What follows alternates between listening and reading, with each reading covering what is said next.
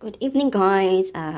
Finally, nakabalik na kami ng Saragossa at nag-stay kami sa same hotel nung dumating kami dito. Yung katabi lang ng train station. So, mag-tour ulit tayo kasi iba na naman yung room na namin. Maganda siya.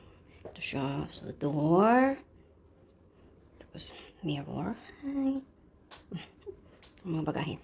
Kakarating lang namin. Oh, tingnan nyo naman, guys. Yung bungko. Ito, closet.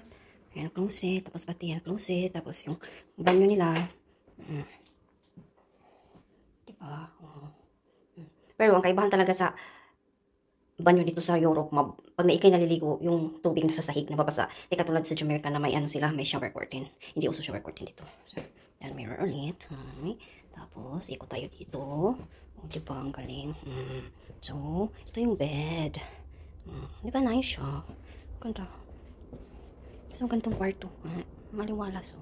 Diba? Tapos, yung train dito. Di man ma-open. Ayan, guys. Kita yung train station. Mainit talaga ito mamaya. Maririnig dito yung ng train. Kaya, dyan. Tingnan nyo. Nung hindi na kayo kailangang maglakad pa ng malayo. Pagkalabas nyo sa building na to, train station na agad ng Saragossa. Malaking train station nila dito. So, diba? Bukas na yung uwi namin sa Malaga.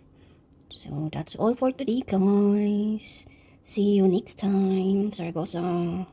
Good night, people.